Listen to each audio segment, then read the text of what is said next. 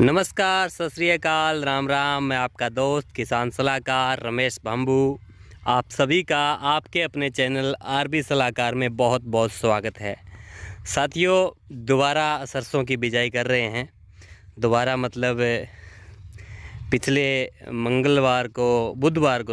वीरवार को बिजाई करी थी और शुक्रवार अपने बरसात आ गई थी। उसके बाद में तो बरसात के बाद सरसों कुरुंड हो गई थी, क्योंकि सरसों की एक ऐसी खेती है जो बरसात आने के बाद में, जहाँ तक मेरा अनुभव है, दोबारा बीजनी ही पड़ती है। क्योंकि अगर दबाव में उगी है या थोड़ा कुरुंड, हल्का सा भी कुरुंड है, वो मान जाती है तो नहीं उग पाती है। इसलिए दोबारा बिजाई आज कर रहे हैं। और साथियों, इसमें वैरायटी की बात करें तो हमने 3 वैरायटियाँ ली है अलग अलग खेत के लिए। 10 एकड़ में सरसों बिजाई कर रहे हैं तो 4 एकड़ में पायनियर 45S46 और कुछ एडवांटा 414 और श्री राम का 1666 और 1668 ये बीज हमने चूज़ किए हैं। इसके अलावा और बीज भी बढ़िया है कुछ मार्केट में, तो ये बीज की बिजाई कर रहे हैं। ख़ास तौर पे सरसों के बारे में साथियों मैंने पहले भी 1-2 वीडियो बनाए हैं, लेकिन आज मेरा मन किया कि जब हम खेत में हैं, सरसों की बिजाई कर रहे हैं, तो क्यों ना किसानों के साथ इसके बारे में कुछ विचार साझे किए जाएं। तो आज सरसों की बिजाई का, वैसे अगर उत्तरी भारत की बात करूं, ख़ास तौर पे मैं अगर सिरसा हनुमानगढ़ क्षेत्र की बात करूं, हरियाणा राजस्थान की, तो बिजाई का सीज़न खूब अच्छा ज़ोरों पर है। खूब मतलब इसकी बिजाई की जा रही है। अभी सही समय भी है इसका। और अब की बार जिस तरीके से सरसों का रेट जो है, जो भाव है सरसों का, उसके हिसाब से साथियों सीधा साफ है कि सरसों की बिजाई औसतन जितनी होती है उससे काफ़ी ज़्यादा होने की संभावना है। क्योंकि सरसों का भाव लगभग 8-9 हज़ार के आसपास पहुंचा हुआ है, तो गेहूं की बिजाई बहुत कम होगी। हम खुद ही कॉटन की जो खेती है उसमें भी सरसों की बिजाई करेंगे। नवंबर 15 तक बिजाई आराम से चलेगी, तो सरसों की बिजाई होगी। सरसों की अच्छी पैदावार लेने के लिए साथियों आप इस चैनल को सब्सक्राइब कर लें, क्योंकि इस पर हम समय समय पर आपको जो चीज़ बहुत ज़्यादा ज़रूरी है उसके बारे में अवगत करवाते रहेंगे। आपको इसके बारे में बताते रहेंगे कि क्या कुछ इसमें डालना चाहिए। तो ये देख पा रहे हैं कि ये जो मैंने आपको वैरायटियाँ बताई, एडवांटा की है, श्री राम की है, और ये जो वैरायटियाँ हैं उसकी बिजाई की जा रही है।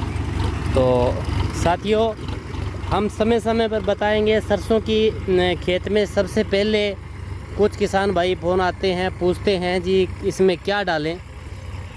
तो मैं आपको बता दूं कि अगर आपके पास NPK है तो आप आधा बैग NPK और 1 बैग सुपर पर 8 कनाल के हिसाब से, एकड़ की बात कर रहा हूं मैं, आप डाल सकते हैं। और साथियों, अगर आप सुपर का इस्तेमाल करते हैं तो 2 बैग पर एकड़ के हिसाब से सुपर डाल सकते हैं। अगर DAP या NPK का प्रयोग करते हैं तो आप उसमें 20-25 किलो डालते हैं, तो आप उसमें सुपर की मात्रा को कम कर सकते हैं। दूसरा किसान भाइयों बताना चाहूँगा कि इसमें सल्फ़र की ज़रूरत पड़ती है। तो सल्फ़र जो नीचे दानेदार सल्फ़र आती है, अगर वो नहीं डालते हैं कोई बात नहीं। अब जिस टाइम में आप पहली सिंचाई करेंगे, पहला पानी लगाएंगे, उस समय आप पाउडर वाला जो सल्फ़र है उसका इस्तेमाल कर सकते हैं। बाकी एक लिक्विड भी आता है, उसका रिज़ल्ट भी बहुत शानदार है, वो आपको समय समय पर बताएंगे। और ज़मीन में फंगस के उखेड़े को रोकने के लिए मैक्स भूमि मित्रा ताकत के लिए और फंगस के लिए मैक्स बायोप्रो का प्रयोग आप अवश्य करें, बिल्कुल भी न भूलें, ये आपको ज़रूर करना है। और इसके अलावा साथियों आपको बताना चाहूँगा कि आप इसके अंदर और क्या कर सकते हैं, बीज उपचार। बहुत सारे किसान भाई सरसों का बीज उपचार नहीं करते हैं। साथियों, बीज उपचार आप अवश्य करें। बीज उपचार करने का कोई ज़्यादा एक्स्ट्रा पैसा आपका नहीं लगेगा, बट उससे फ़ायदा आपको एक्स्ट्रा ज़रूर होगा। उगाव अच्छा होगा, ज़्यादा होगा। सरसों की जो ग्रोथ है, चलने का सिस्टम है, वो बढ़िया रहेगा। तो इसलिए आप इसका छिड़काव अवश्य कर लें। और साथियों बता दें आपको कि आप सरसों के खेत के अंदर समय के हिसाब से ही सिंचाई करें। कुछ किसान भाई क्या करते हैं कि सरसों में पहली सिंचाई है वो बहुत जल्दी कर देते हैं। सर्दी को तो देखते हुए, ध्यान में देखते हुए दूसरी सिंचाई का समय आएगा बताएंगे।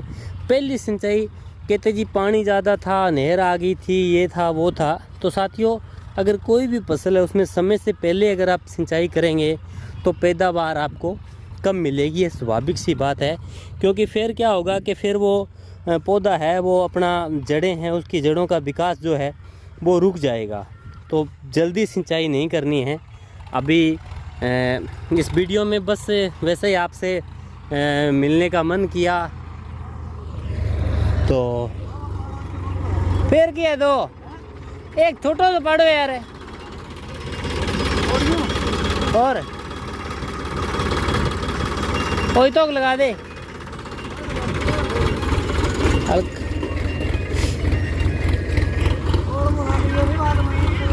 कौन देवा। तो किसान भाइयों मतलब वैसे आपसे बातचीत करने का मन किया, आपसे मिला भी हूँ मैं काफ़ी किसान भाइयों से, तो मिलने का मौका भी मिला है क्योंकि मैं अलग अलग जगह पर आपसे मिलता रहता हूँ। अभी भी मेरा राउंड राजस्थान, हरियाणा, पंजाब का रहता है। कोई मिलना चाहे तो वो कमेंट में अपना नंबर और नाम लिख सकता है, तो मैं उससे ज़रूर मिलना चाहूँगा। मुझे ही बड़ा मिलने का शौक़ है आपसे मिलने का। और साथियों बस ऐसे ही आपके साथ मन किया, मुलाकात की फ़ोन के माध्यम से, व्हाट्सएप, यूट्यूब के माध्यम से। तो आप सबका बहुत बहुत धन्यवाद।